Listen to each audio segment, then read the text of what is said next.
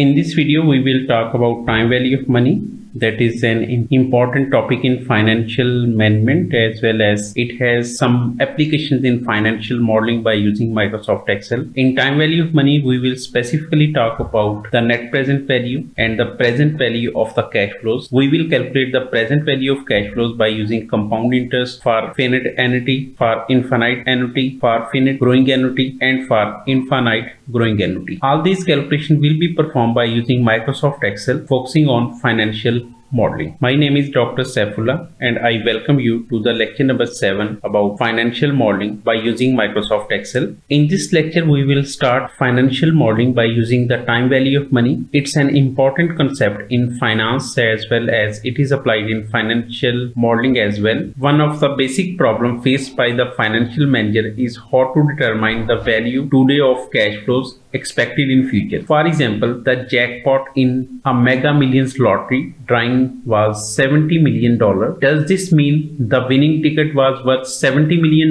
The answer is no, because the jackpot was actually going to pay out over a 20-year period at a rate of 3.5 million per year. How much was the ticket worth then? The answer depends on the time value of money. So that's why it's important to understand the time value of money before starting the financial modeling by using Microsoft Excel. The time value of money is a financial principle that states the value of a dollar today is worth more than the value of a dollar in the future. Or in other words, a dollar in hand today is worth more than a dollar promised at some time in the future. On a practical level, one reason for this is that you could earn interest while you waited. So a dollar today would grow to more than a dollar later. The trade-off between money now and later depends on, among other things, the rate you can earn by investing. The time value of money is used to make strategic long-term financial decisions, such as whether to invest in a project or which cash flow sequence is most favorable. In time value of money, we will talk about the net present value, internal rate of return, future value, continuously compounded interest rate, time dated cash flows, pension and accumulation problems, payment schedules and loan tables. So first we start with net present value. The net present value is used to calculate the current value of a future stream of payments for a company, project or investment. And the net present value is equal to present value of cash flows minus initial investment. We have different formulas to compute the net present value, but the most thing in computing in net present value is to calculate the present value of the cash flows. And the present value of cash flows is the current worth of future sum of money or stream of cash flows given over a specified rate of return. For example, you will receive $3.5 million in every year for next few years. What will be its worth now? We can find this by using the present value of cash flows. We have two different functions to calculate the present value of cash flows: the present value of a single amount and the present value of multiple cash flows. If we are receiving a single amount, then the first formula will be used, and if we have annuity stream, we are receiving multiple cash flows for a finite time period, then the second formula will be used. But we will calculate these things in Microsoft Excel,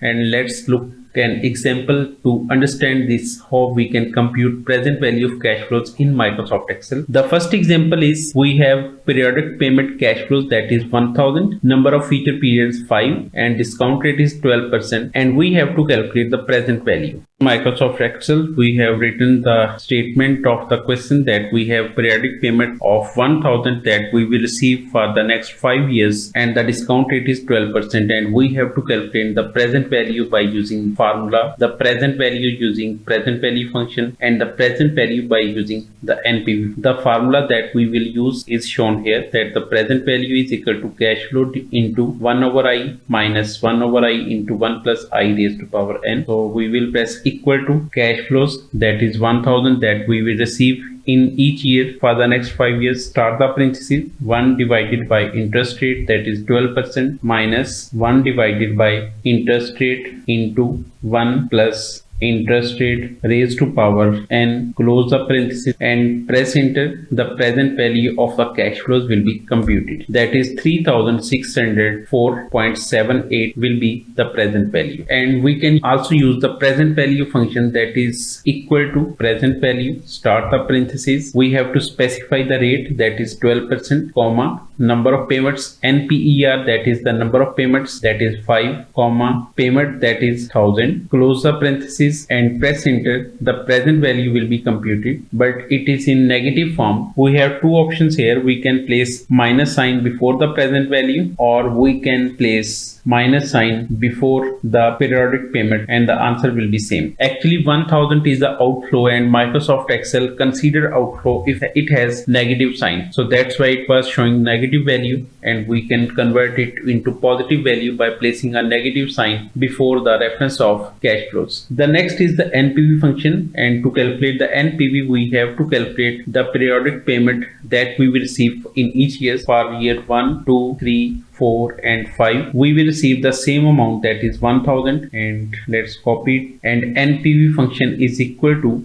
NPV, start the parenthesis, rate, that is 12%, value 1, 2, 3, 4 and so on, select all values and close the parenthesis, press enter. So the present value will be computed by using the NPV. The both functions, present value functions and NPV functions, provide the same values, but it has different uses. The present value function can be used if we have a single cash flow, single amount of money that we will receive in each year, whereas the NPV function is applied when we have multiple cash flows. We have the values change in each year, then the NPV function can be applied. Another example where we have infinite annuity, that is also known as perpetuity in finance. We have 1000 periodic payments, that is the 1000 is the cash flow, discount rate is 10% and it will be received forever, and we have to calculate the present value of this cash flows. So we have calculated the present value, and it can be easily computed as we have only a very simple function, that is the cash flows divided by interest rate. The present value of this stream is the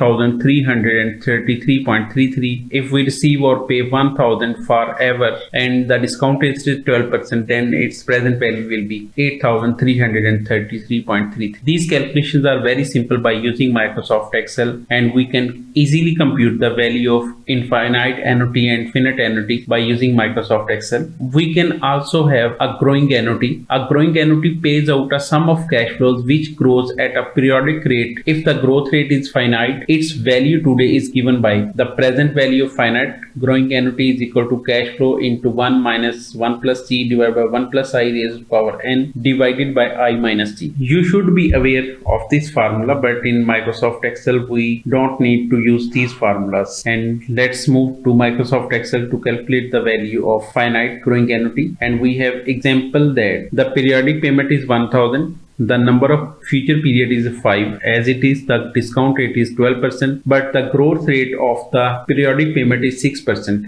and we have to calculate the present value. Again, moving to Microsoft Excel. So in Microsoft Excel we have the same example. Cash flow is 1005 year, the number of future periods 12%, discount rate, the growth rate is 6%, and we have to calculate the present value of finite growing annuity, and we can compute it by using the formula. Firstly, equal to, start the parenthesis, cash flows, that is 1000, start the parenthesis, 1 minus, again start the parenthesis, 1 plus growth rate, that is 6%, close the parenthesis, divided by, start the parenthesis, 1 plus discount rate, that is 12%, close the parenthesis, raised to power n, close the parenthesis, divided by, start the parenthesis, I minus g. The formula might be little tough for you, but we don't need to calculate the present value of finite annuity by using this way. Instead we will use Microsoft Excel functions, and that can compute easily the present value of growing annuity. This formula is just for understanding that how Microsoft Excel compute the things, and to compare our answers, and to check that the selected function is performing the calculation accurately or not. So press enter, the present value will be computed. And to calculate this present value by using NPV function, again we have to compute the cash flows of each year for year 1, 2, 3, 3, 4 and 5, and the first year cash flow will be same as it is 1000, and after that it will grow by 6%, and we will press F4 to lock this cell and press enter. The next year cash flow will be computed, and after that drag this to the end and the cash flows will be computed for each year, and after that go to equal to NPV, start the parenthesis, rate that is 12%, comma, and select the cash flows, select all cash flows, close the parenthesis, press enter. The NPV will be computed. So we can get the same answer by using NPV function very easily. So that's the major advantage of Microsoft Excel, that we can perform data for bigger calculation easily by using Microsoft Excel built-in functions. And the last calculation is about the present value of infinite growing annuity, and present value of infinite growing annuity can be computed by using this formula C divided by I minus T, and provided that 1 plus T divided by 1 plus I should be less than 1. So in Microsoft Excel we can calculate this value easily by using equal to cash flow divided by interest rate minus growth rate, and press enter. The present value will be computed. So that's all for the today's video. In the next video, we will talk about the interest rate and how we can calculate the internal rate of return, how we can calculate the modified internal rate of return, and so on. If you have any question related to finance or financial modeling, you can contact us. We will try our best to provide you best answers. Thank you. Take care. Allah Hafiz.